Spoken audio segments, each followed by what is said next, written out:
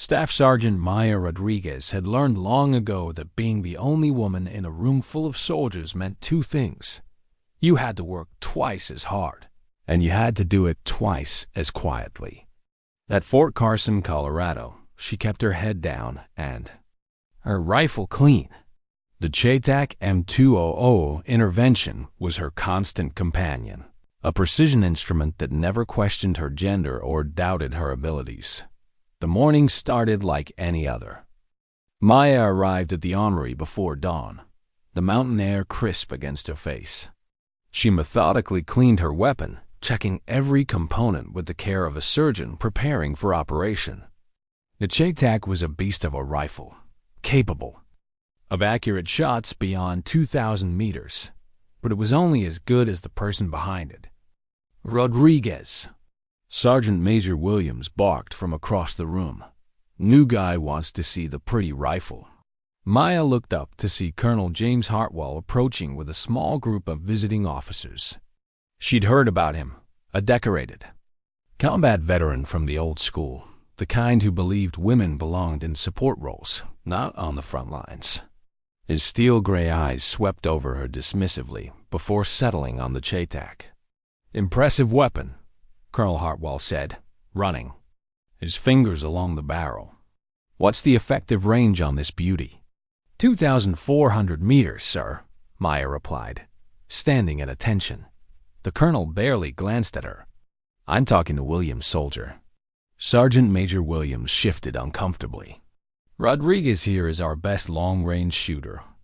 "Colonel, she's the one who—" "I'm sure she's very good at following orders," Hartwell interrupted. "But precision shooting is a man's game. Takes strength, steady nerves, and the ability to make life-or-death decisions under pressure." His eyes flicked to Maya with barely concealed disdain. "No offense, soldier, but Mother Nature didn't design women for war." Maya's jaw tightened, but she said nothing.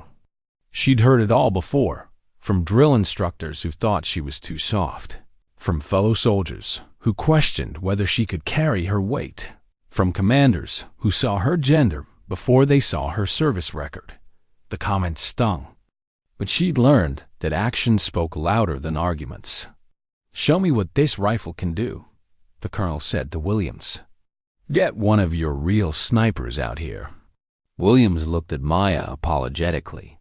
"Sir, Rodriguez is our top-rated marksman. She holds the base record for—" "I said get me a real sniper," Hartwell repeated coldly. The dismissal hit harder than Maya expected. She'd spent 5 years proving herself, earning respect one perfect shot at a time. Her service record spoke for itself. 3 combat deployments, dozens of confirmed long-range eliminations, and a reputation for ice-cold precision under fire. But to this colonel, none of that mattered. She was just another woman playing soldier dot as the group moved toward the range. Maya caught sight of something on Hartwell's uniform that made her blood run cold. There, among his ribbons and decorations, was a small silver badge she recognized. Immediately, it was a sniper qualification badge, but not just any badge.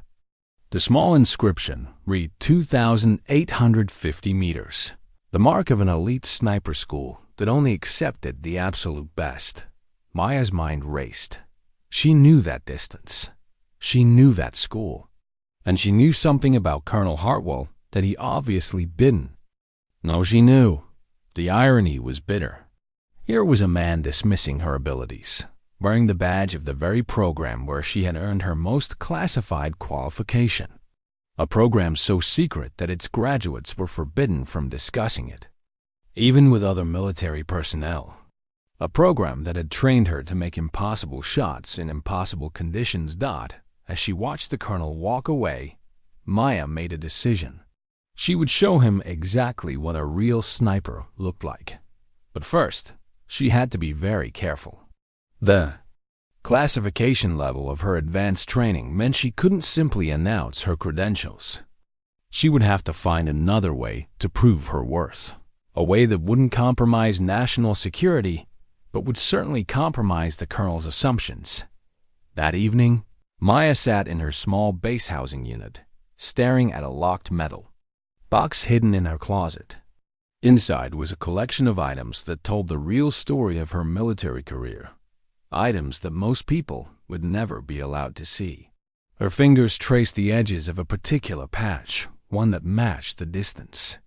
Inscribed on Hartwell's badge, she'd earned that patch 3 years ago during a classified operation in Afghanistan.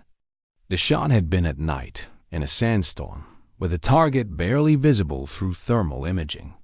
At 2,850 meters, it was the longest confirmed kill in the history of her unit. The enemy commander had been planning an attack on a school full of children. Maya's single shot had saved over 300 innocent lives, but that mission, like so many others, was classified. The children whose lives she'd saved would never know her name. The medal she should have received was buried in a black file that might never see daylight. And now, a colonel who wore the badge of that same elite program was treating her like she didn't belong in uniform. Maya closed the box and made her decision. Tomorrow, she would request permission to demonstrate the CheyTac's capabilities. She would show Colonel Hartwell exactly what precision shooting looked like. And maybe, just maybe, she would find a way to earn the respect that her service record should have already guaranteed. The next morning arrived gray and cold, with autumn clouds hanging low over the Colorado peaks.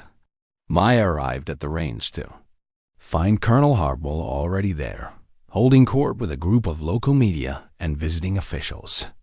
Apparently, his visit had been arranged as a public relations event, a chance to showcase the base's capabilities and boost community support. Perfect, Maya thought. An audience would make this even better. Asterisk. The firing range at Fort Carson stretched out like a brown ribbon against the mountain backdrop. Colonel Hartwell stood behind the firing line, gesturing broadly as he explained modern military tactics to the assembled crowd of reporters and city officials. Maya watched from a distance, her CheyTac M200 secured in its case beside her. Modern warfare requires precision, the colonel was saying, his voice carrying across the range. Our snipers are trained to engage targets at distances that would have been impossible just a generation ago. But it takes more than equipment. It takes the right kind of soldier. Maya felt the familiar burn of anger in her chest, but she kept her expression neutral. She'd requested permission to demonstrate the rifle's capabilities, and Sergeant Major Williams had grudgingly agreed. Now, she just had to wait for her moment. Sir, Williams approached the colonel. We have Staff Sergeant Rodriguez prepared to demonstrate the CheyTac system. Hartwell turned, his face showing mild annoyance. I thought we covered this yesterday, Sergeant Major. I'm not interested in a dog and pony show. With respect, sir, the media is here specifically to see our long-range capabilities in action. Rodriguez is our most qualified demonstrator. The reporters perked up at the mention of a demonstration. A woman from the local news station stepped forward with her cameraman. Colonel, we'd love to see the weapon system in action. Our viewers are very interested in how their tax dollars support our military. Maya could see the calculation in Hartwell's eyes. He was trapped between his prejudices and his public relations responsibilities. After a moment, he shrugged. Fine. Set up some targets at a reasonable distance. Let's see what the equipment can do. How far would you like the targets, sir? Williams asked. 800 meters should be sufficient, Hartwell replied dismissively. That's well within the capability of any competent soldier. Maya stepped forward. Sir, permission to speak. Freely? Hartwell looked at her with barely concealed irritation. What is it, soldier? The CheyTac system is designed for extreme long-range precision. 800 meters doesn't really demonstrate its capabilities. The manufacturer specifications show optimal performance beyond 1,500 meters. I'm not interested in manufacturer specifications, Hartwell snapped. I'm interested in real-world performance by real soldiers. 800 meters is plenty challenging. Maya felt a surge of frustration, but kept her voice level. Yes, sir. Sir. However, the media representatives might find it more impressive to see the weapon used at its intended range. Perhaps we could set up multiple targets at increasing distances. The reporter from the news station nodded enthusiastically. That sounds great for our story. Show our viewers the full capabilities. Hardwell was clearly irritated by being outmaneuvered, but he couldn't refuse without looking unreasonable in front of the cameras. Fine. Set up targets at 800, 1200, and 1500 meters. That should be more than adequate. As the range personnel moved to position targets, Maya began her pre-firing routine. She laid out her rifle case with military precision, checking each component methodically. The CheyTac M200 is a work of art, nearly 30 pounds of precision, engineering designed for one purpose: putting bullets exactly where they needed to go at impossible distances. Quite a show she's putting on, one of the visiting officials whispered to Hardwell. Theater, the colonel replied loud enough for Maya to hear. Real snipers don't need all this ceremony. They just shoot.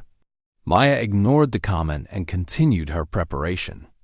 She mounted her scope, checked her ammunition, and began calculating environmental factors. Wind speed, air density, temperature, humidity, all of these would affect her shots, especially at the longer ranges.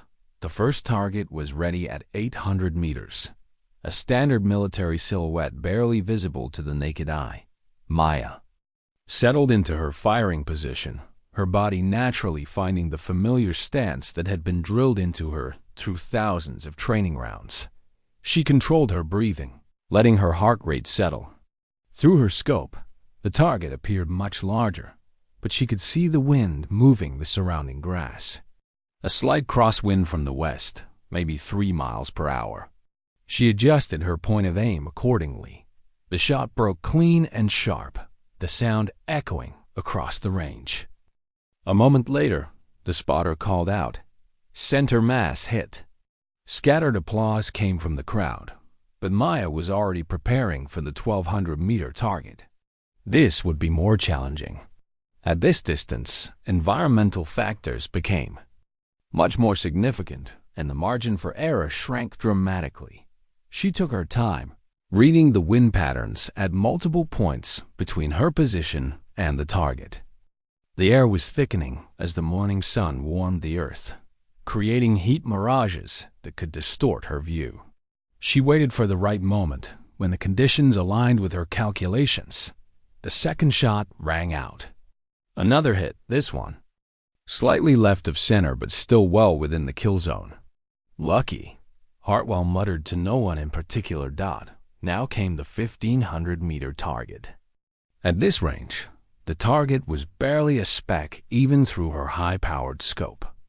Environmental factors were critical, and the slightest error in calculation or execution would result in a complete miss. Maya took nearly 5 minutes to prepare this shot. She observed the wind patterns, watched the heat shimmer, and calculated the ballistic trajectory down to the inch. The crowd grew restless, but she ignored them. This shot required absolute precision. When she finally squeezed the trigger, she knew immediately that she'd made a perfect shot. The rifle's recoil felt clean, her follow-through was smooth, and every environmental factor had been accounted.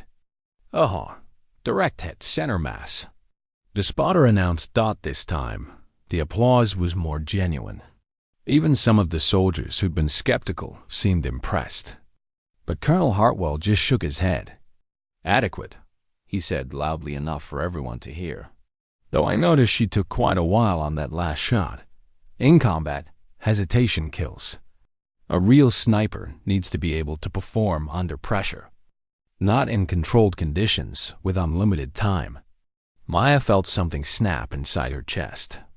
She just demonstrated textbook precision shooting, hitting 3 targets at progressively challenging ranges, and this man was still finding reasons to dismiss her performance. She looked at the badge on his uniform.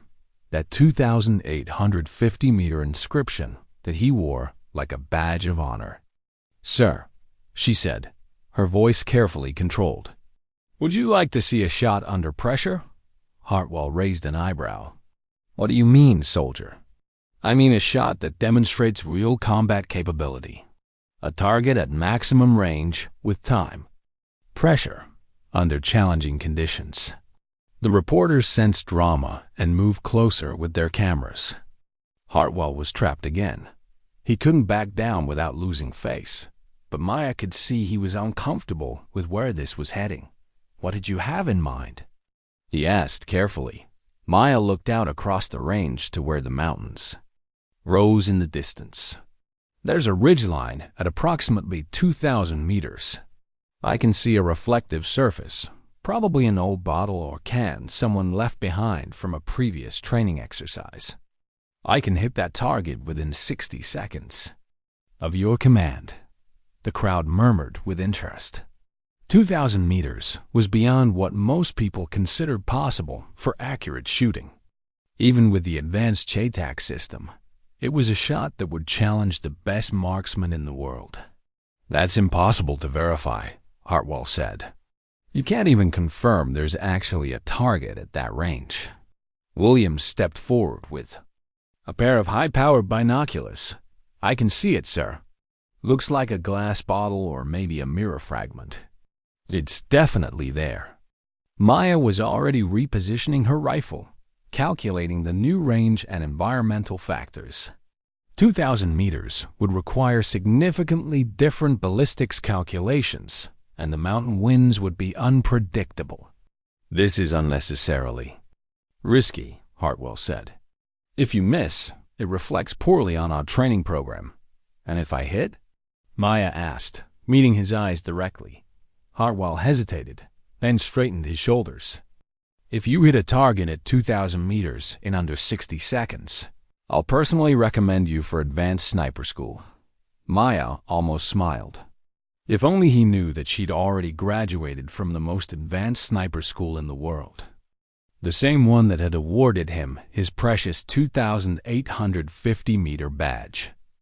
"Deal," she said. "Call the time, sir." Colonel Hartwell checked his watch with theatrical precision. The assembled crowd had grown larger as word spread across the base that something extraordinary was happening at the range. Maya could feel dozens of eyes on her as she made final adjustments to her scope and rifle position. "This is a waste of time," Hartwell announced to the reporters. 2,000 meters is beyond the practical capability of this weapon system, regardless of who's pulling the trigger. But if Rodriguez wants to embarrass herself in front of the media, so be it. Maya ignored the comment and focused on her breathing.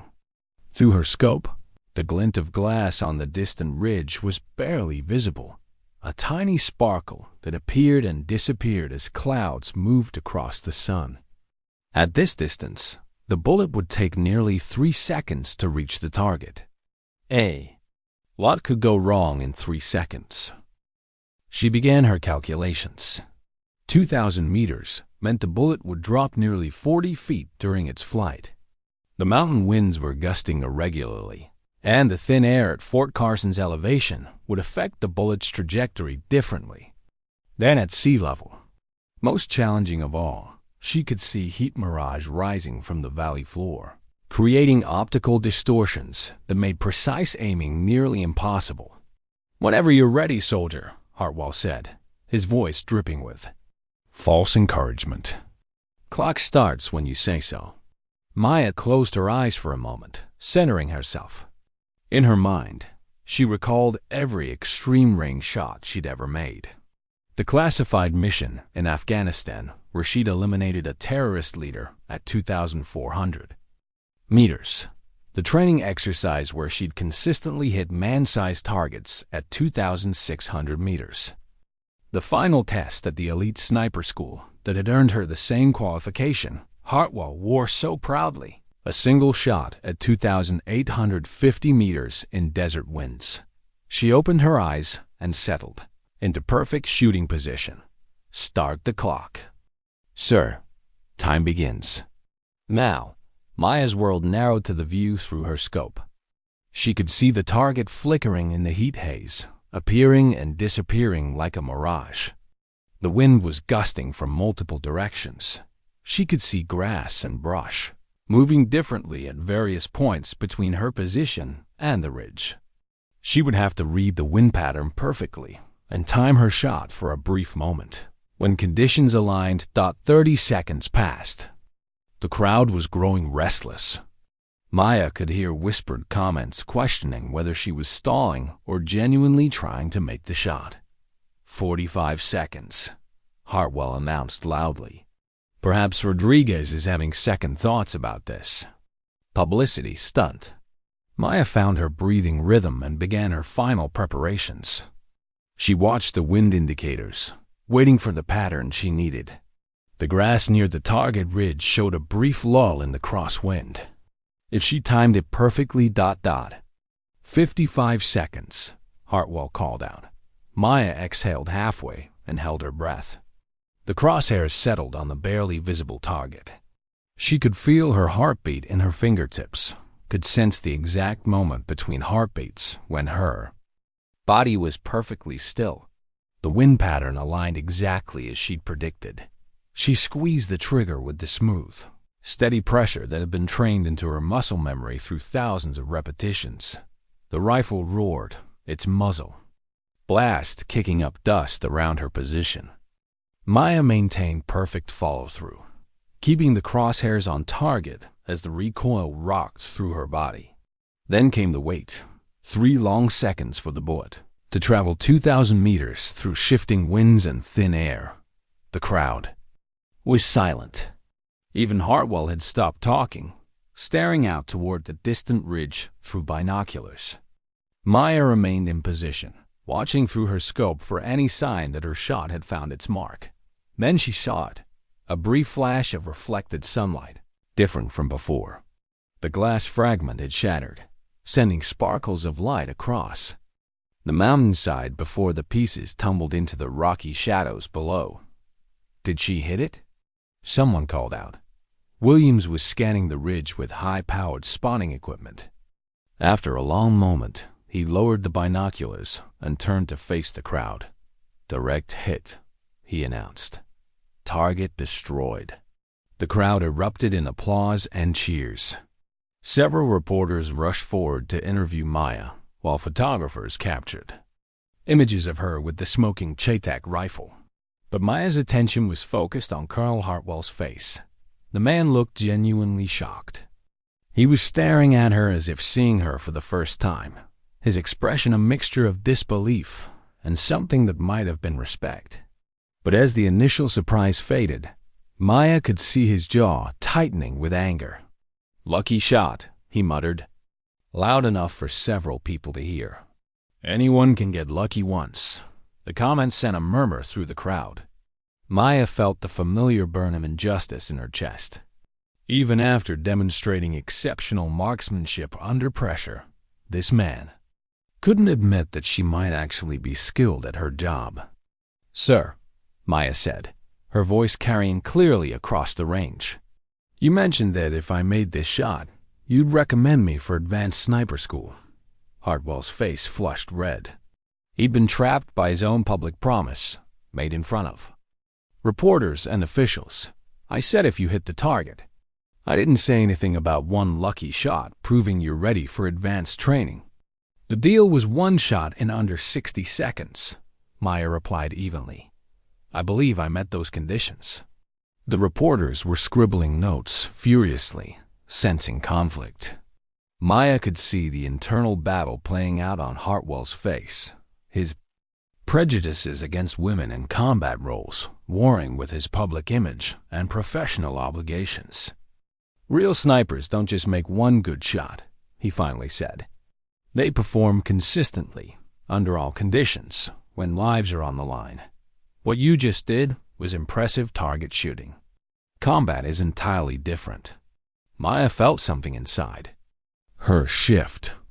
This man wasn't just dismissing her performance. He was dismissing her entire military career. The lives she'd saved, the mission she'd completed, the sacrifices she'd made in service to her country. All of it meant nothing to him because she was a woman. "You're right, sir," she said quietly. "Combat is entirely different. Target shooting is done under controlled conditions with unlimited time against stationary objects that aren't shooting back." "Exactly my point," Hartwell said triumphantly. "Which makes it much easier than the shots I made during my 3 combat deployments," Maya continued. "Like the Taliban commander I eliminated at 2,100 meters during a firefight in Afghanistan.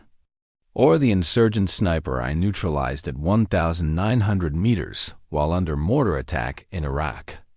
Or the terrorist leader whose death at 2,400 meters prevented an attack on a school full of children." The crowd had gone silent. Maya could see that her words were having an impact, but Hartwell's expression was hardening with each statement. "Anyone can claim combat experience," he said dismissively. "Stories are easy to tell. Proof is harder to come by." Maya felt the final thread of her patience snap. This man was questioning not just her abilities, but her integrity. He was suggesting that she was lying about her service record, her combat experience, her very identity as a soldier. She looked directly at the 2,850-meter badge on his chest, then met his eyes with a cold stare. "You're absolutely right, Colonel," she said. "Proof is harder to come by. Some achievements are even classified, aren't they? Some schools are so elite, so secretive, that their graduates can't even discuss their training. Some shots are made under such sensitive circumstances that they can never be officially acknowledged." Something flickered across Hartwell's face, a momentary uncertainty that Maya caught immediately. She pressed her advantage. "Tell me, sir, what's the most challenging shot you've ever made?" The question hung in the air like a challenge. Maya could see Hartwell weighing his options, trying to decide how to respond without revealing information he shouldn't share.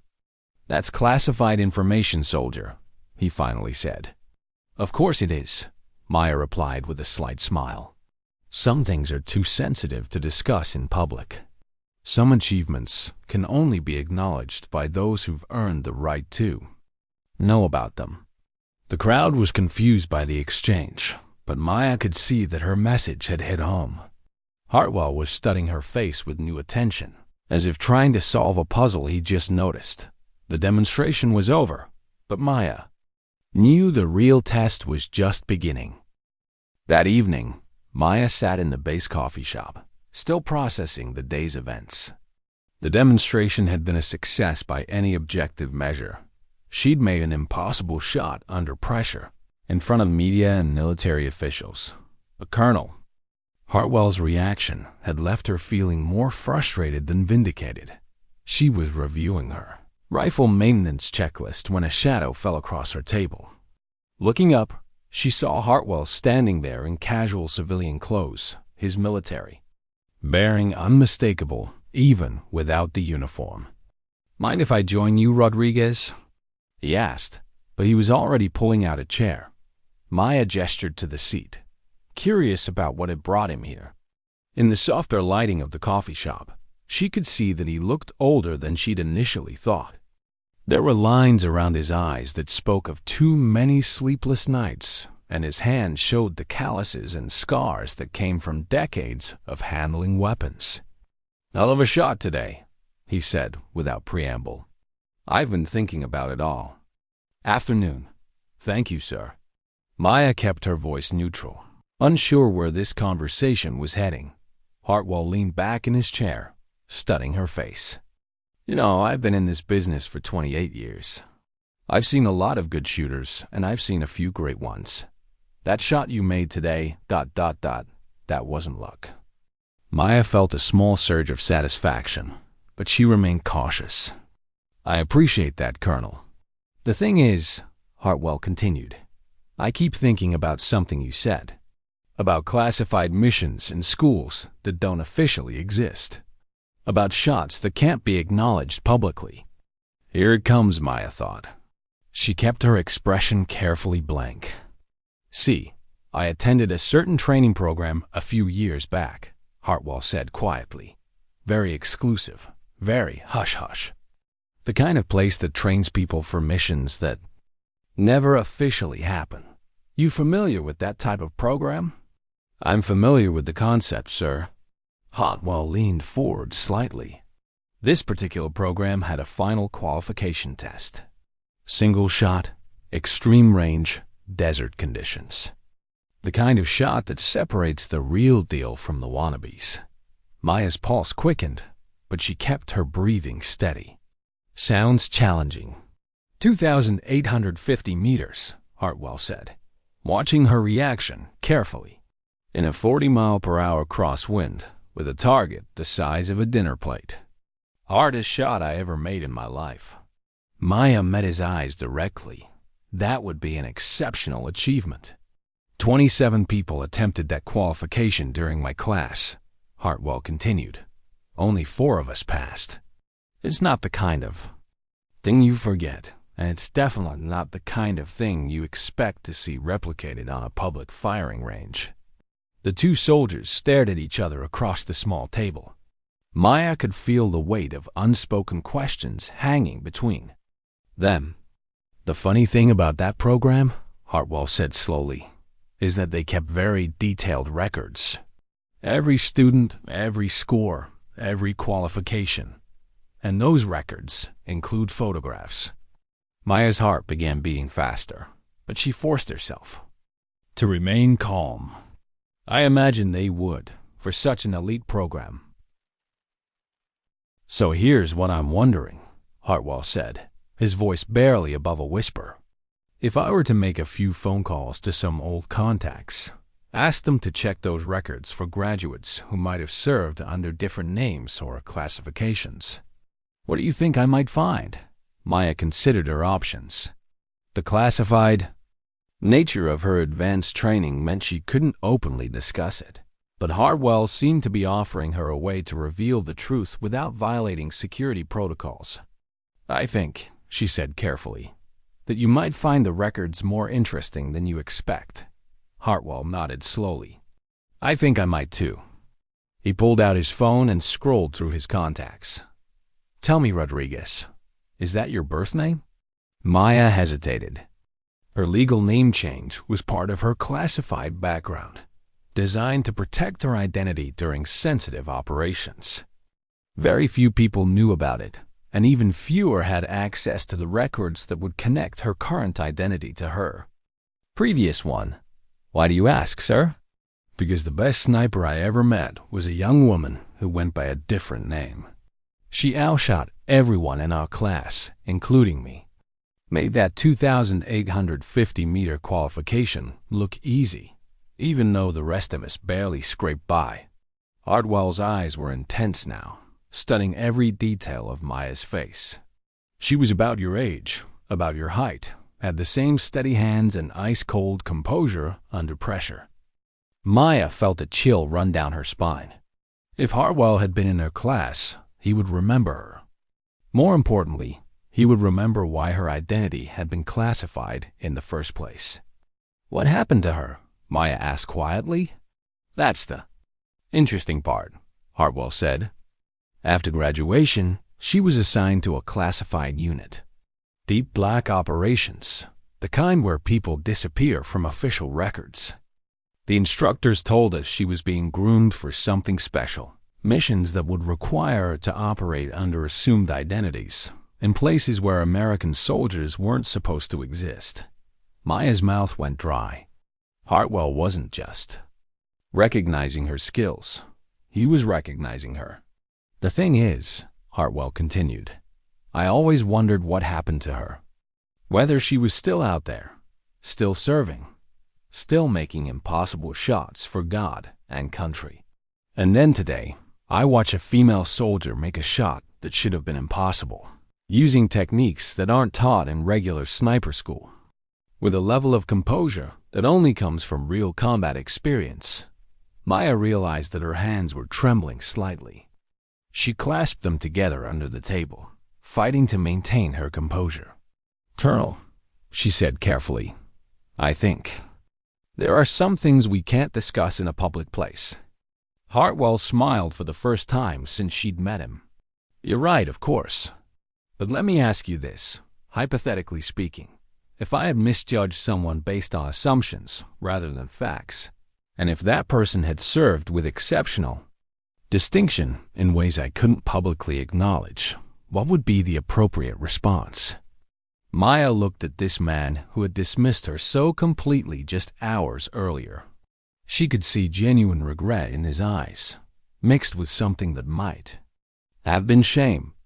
Hypothetically, she said, I think the appropriate response would be to judge people based on their abilities and service record, not on preconceived notions about who can or can't serve effectively in combat roles. You're absolutely right, Hartwell said. He stood up, then turned back to face her. Rodriguez, or whoever you really are, I owe you an apology. A big one. What I said today, how I treated you. It was unprofessional and unfair. Maya felt something loosen in her chest. Apology accepted, sir. Good. Now, I believe I made you a promise about advanced sniper school. Obviously, that's not something you need, but I think I can find other ways to make this right.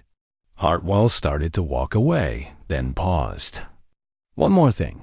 That shot today, at 2,000 meters, under pressure, that wasn't just exceptional marksmanship. That was a demonstration of skills that very few people in this world possess. I should have recognized that immediately. After he left, Maya sat alone in the coffee shop, processing what had just happened. For the first time in years, someone in authority had seen past her gender and recognized her true capabilities. It felt like a small victory, but she knew it was just the beginning. Tomorrow, she would find out just how serious Colonel Hartwell was about making things right. Asterisk. Maya arrived at work the next morning to find an unusual buzz of activity around the base headquarters.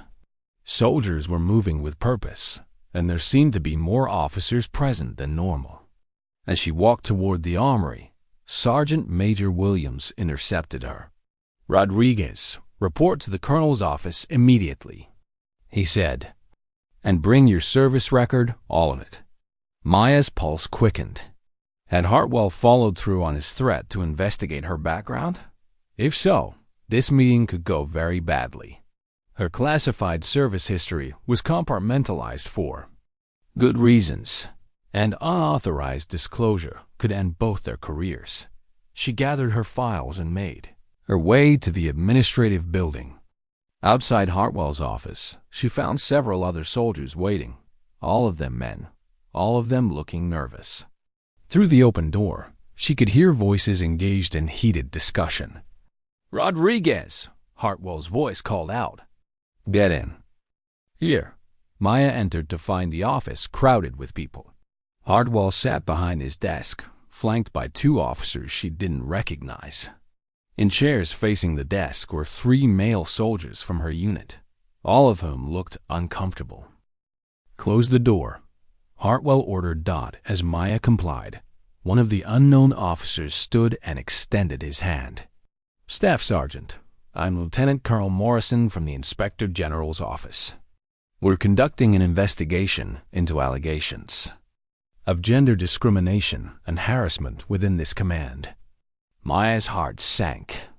This was exactly what she'd been trying to avoid, an official investigation that would draw attention to her classified background and potentially compromise operational security. Sir, she began, I don't believe I filed any complaints. No, you didn't, Morrison interrupted, but others did. It seems your demonstration yesterday was witnessed by several base personnel who were disturbed by the comments made about female soldiers. They felt compelled to report what they saw. Maya glanced at the 3 soldiers sitting in front of Hartwell's desk. She recognized them now. They'd been present at the range during her demonstration, though they'd stayed in the background. Tell her what you told us, Morrison said to one of them. Specialist Jenkins. A young soldier Maya had worked with on several training exercises cleared his throat nervously. "Ma'am, we heard what the colonel said about women not belonging in combat roles. We seen you shoot. We know what you've done downrange, and it wasn't right. So we filed a complaint." Maya felt a mixture of gratitude and concern. These soldiers had risked potential retaliation to defend her, but their complaint could expose her classified background to official scrutiny. "We also received an interesting phone call this morning," Morrison continued. "Colonel Hartwell contacted some old associates to verify certain information about your background. The responses he received were ... illuminating." Maya looked at Hartwell, who was studying his hands with apparent fascination. "Sir, Rodriguez," Hartwell said without looking up. "It turns out I made some serious errors in judgment yesterday. Errors that could have cost the Army one of its most valuable assets." Morrison opened a file folder. "Staff Sergeant Rodriguez, your classified service record makes for fascinating reading. 3 combat deployments, 47 confirmed eliminations, and graduation from programs that most people don't even know exist. Your commanding officers describe you as one of the finest precision shooters they've ever worked with." Maya's mind raced. How much of her background had been revealed? And how was she supposed to respond without violating security protocols? "There's also the matter of your current assignment," Morrison continued. "According to these records, you're not actually stationed here for regular training duties.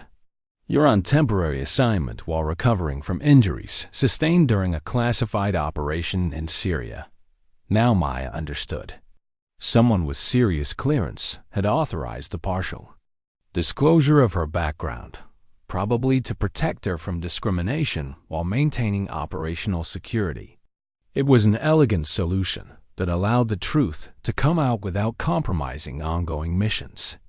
"The question now," Morrison said, "is how to address the discrimination you've experienced and ensure it doesn't happen again."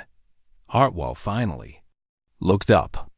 "Rodriguez, I want to publicly acknowledge my mistakes and ensure you receive the recognition your service deserves. But I also understand if you prefer to handle this quietly, given the sensitive nature of your work." Maya considered her options. A public vindication would feel satisfying, but it would also draw unwanted attention to her real role in the military. Her effectiveness depended on being underestimated, on blending into the background until the moment she needed to act. "Sir," she said carefully, "I appreciate the offer, but I think the most important thing is ensuring other female soldiers don't face the same discrimination. My situation is ... unique, but there are other women serving who don't have classified records to protect them." Morrison nodded approvingly. "That's exactly the kind of response I'd expect from someone with your service record. However, there are consequences that need to be addressed." He turned to face Hartwell directly. "Colonel, your comments yesterday were witnessed by multiple personnel and recorded by media representatives. The Army cannot ignore behavior that undermines unit cohesion and violates our equal opportunity policies." Hartwell straightened in his chair. "I understand, sir. I'm prepared to accept whatever disciplinary action you deem appropriate." "Actually," Morrison said, "Staff Sergeant Rodriguez gets to decide how we proceed. This investigation was initiated on her behalf, even though she didn't request it. The decision on consequences rests with her." All eyes turned to Maya. She could see the fear in Hartwell's face. A discrimination finding could end his career, destroy his pension, and tarnish decades of distinguished service. Part of her wanted to see him suffer the consequences of his prejudice, but another part recognized that he seemed genuinely remorseful. "Colonel Hartwell," she said slowly, "you made assumptions about my capabilities based on my gender rather than my performance. That was wrong, and it could have damaged my career and the careers of other female soldiers." "You're absolutely right," Hartwell replied. There's no excuse for what I said or how I treated you. Maya studied his face, looking for signs of insincerity. But all she saw was genuine regret and what appeared to be newfound respect. However, she continued, I believe people can learn from their mistakes. Instead of formal disciplinary action, I'd like to propose an alternative. Morrison raised an eyebrow. What did you have in mind? I want Colonel Hartwell to spend the next month working directly with our female personnel, learning about their capabilities, their challenges, and their contributions to our mission. Then, I want him to develop and implement a comprehensive training program on gender integration and equal opportunity for all personnel under his command. The room was quiet. For a long moment, Maya could see the three soldiers who had filed the complaint exchanging glances of approval. That's actually an excellent solution, Morrison said. Colonel Hartwell, are you willing to accept this alternative to formal disciplinary action? Absolutely, Hartwell said immediately. Rodriguez, you're giving me an opportunity I don't deserve. I won't waste it. Maya felt a sense of satisfaction that had nothing to do with revenge. This solution would benefit other female soldiers while allowing Hartwell to redeem himself through positive action. There's one more thing, Morrison said. Staff Sergeant Rodriguez, your demonstration yesterday has generated significant interest at higher levels of command. There's been discussion about having you serve as an instructor at the Advanced Marksmanship School. Would that be something you consider? Maya's pulse quickened. Teaching at the Advanced Marksmanship School would be a dream assignment, a chance to pass on her skills to the next generation of military snipers while maintaining her classified status. I'd be honored, sir, she said. Excellent. We'll work out the details over the next few weeks. Morrison closed his file folder and stood. Gentlemen, thank you for your time. Staff Sergeant Rodriguez, walk with me. As they left Hartwell's office, Morrison spoke quietly. You handled that with exceptional maturity and wisdom. Many people in your position would have pushed for maximum punishment. Punishment doesn't always create positive change, sir. Sometimes education works better. Morrison smiled. Spoken like someone who's learned to think strategically. Your new assignment will suit you well. As Maya walked back toward the armory, she reflected on how much had changed in just 2 days. She'd gone from being dismissed and underestimated to being offered a prestigious teaching position. More importantly, she'd found a way to address discrimination that might help other women avoid the same treatment. But the biggest change was in how she saw herself. For years, she'd kept her head down and her achievements quiet, believing that anonymity was her best protection. Now she realized that sometimes the most powerful thing she could do was let her capabilities speak for themselves. The CheyTac M200 was waiting for her in the armory, as always. But as she began her daily maintenance routine, Maya knew that her relationship with the rifle had evolved. It was no longer just a tool for completing missions in silence and secrecy. It had become an instrument of justice, a way to prove that skill, dedication, and courage mattered more than gender or assumptions. Tomorrow would bring new challenges, new students to train, and new opportunities to break down barriers. Maya was ready for all of it. 6 months later, Maya stood at the front of a classroom at the U.S. Army Marksmanship Unit, looking out at 24 students who represented the finest precision shooters in the military. The class was more diverse than any in the schools. History, 8 women among the men, soldiers from every branch of service, and even 2 international exchange students. Today we're going to discuss extreme range shooting, Maya announced. Specifically, how to make shots that your instructors have probably told you are impossible. She moved to the whiteboard and began drawing a trajectory diagram. At ranges beyond 2,000 meters, traditional ballistic calculations become unreliable. Environmental factors that you can ignore at shorter distances become critical variables that will determine success or failure.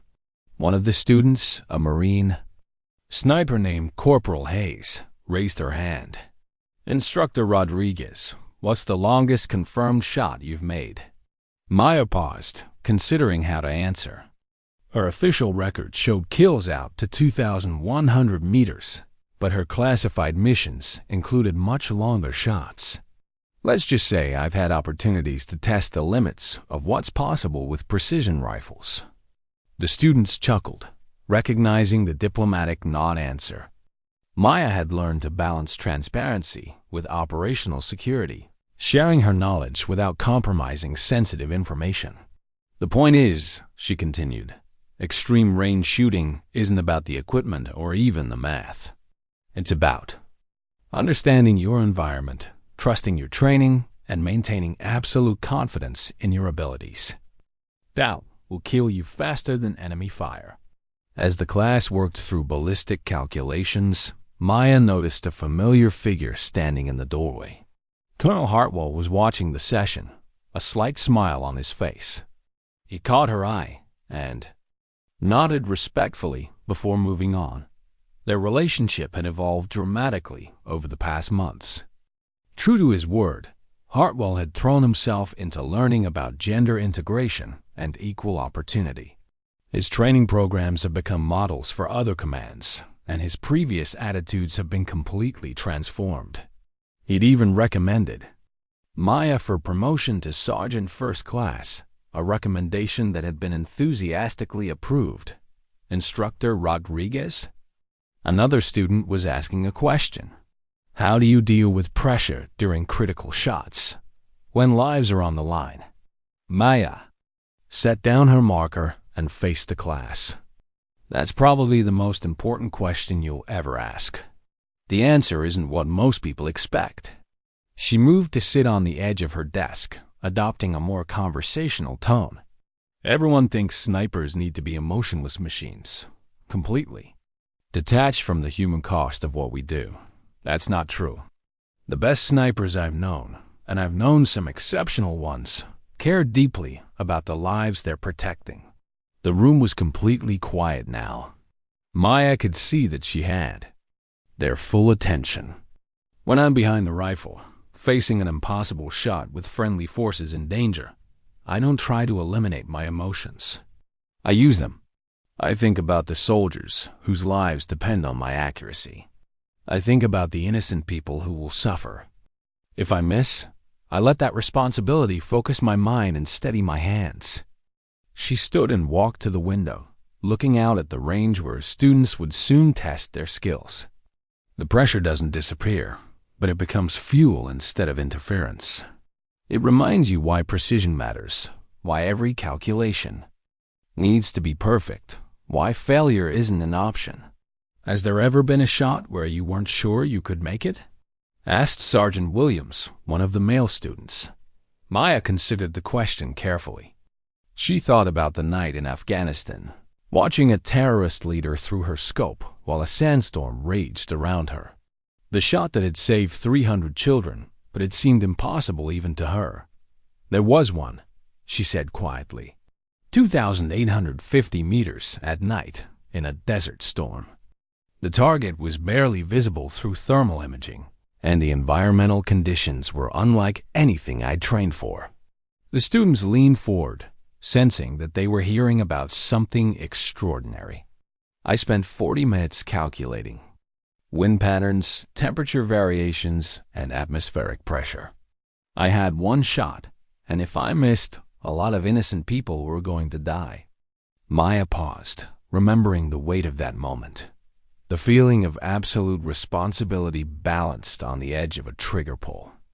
"When I finally took the shot, I knew immediately that it was good. The rifle felt perfect.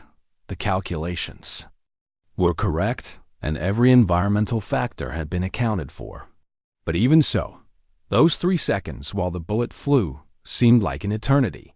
"Did you hit?" Corporal Hayes asked breathlessly. Maya smiled slightly. "The children lived.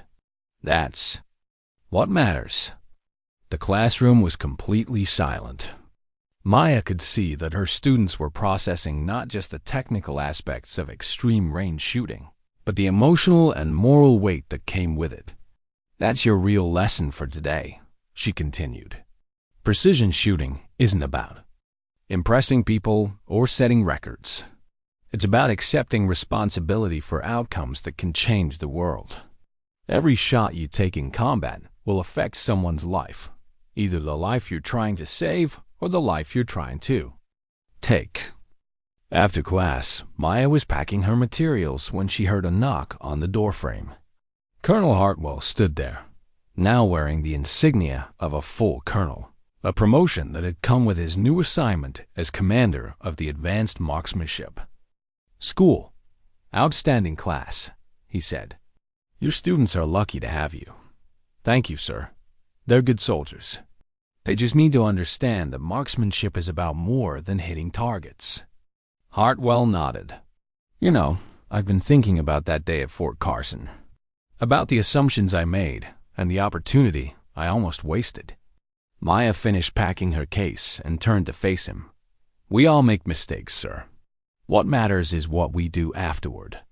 You gave me a chance to learn instead of just punishing me for being wrong. That was a gift I didn't deserve." "Everyone deserves a chance to be better than they were yesterday," Maya replied. "That's what we're here for, to help people reach their potential, regardless of who they are or where they came from." Hartwell extended his hand. "Sergeant First Class Rodriguez, it's been an honor working with you. Your students are fortunate, and so is the Army." As Maya shook his hand, she reflected on how far they'd both come. 6 months ago, this man had dismissed her capabilities based on gender stereotypes. Now he was leading efforts to ensure that all soldiers were judged solely on their abilities and character. Later that evening, Maya sat in her quarters, cleaning her CheyTac M200. The rifle had become more than just a precision instrument. It was a symbol of everything she'd overcome and achieved. Every scratch and wear mark told a story of missions completed, lives saved, and barriers broken. Her phone buzzed with a text message from one of her former students. "Now deployed overseas. Use your wind reading technique today. Made a 1,800-meter shot that saved my squad. Thank you for believing in us." Maya smiled and set the phone aside. This was why she'd chosen to become an instructor rather than returning to classified operations. Every student she trained would carry forward not just technical skills, but an understanding that precision shooting was about service to others. She thought about the young women in her current class, especially Corporal Hayes, who reminded Maya of herself at that age, talented but insecure, capable but constantly questioned. Tomorrow, Maya would work with her on advanced breathing techniques. Next week, they'd tackle extreme range calculations. By graduation, Hayes would have the skills and confidence to succeed in any assignment. The cycle would continue. Students would become instructors, passing on knowledge and breaking down barriers for the next generation. Maya's influence would multiply exponentially, touching lives she'd never meet and changing attitudes she'd never directly confront. As she finished cleaning her rifle, Maya reflected on the badge that had started everything, that small silver insignia marking a 2,850-meter qualification that had seemed so important to Colonel Hartwell. In the end, the badge itself hadn't mattered. What mattered was the skill it represented, the lives that skill had saved, and the opportunity it had created to change minds and open doors. Maya locked the CheyTac in its case and prepared for another day of teaching. Tomorrow, she would stand in front of new students and show them what was possible when skill met opportunity, when dedication overcame assumptions, and when the quiet professionals finally found their voices. The longest shot she'd ever made wasn't measured in meters. It was measured in the attitudes changed, barriers broken, and futures made possible by refusing to accept limitations that others tried to impose. and that shot would keep traveling long after she was gone.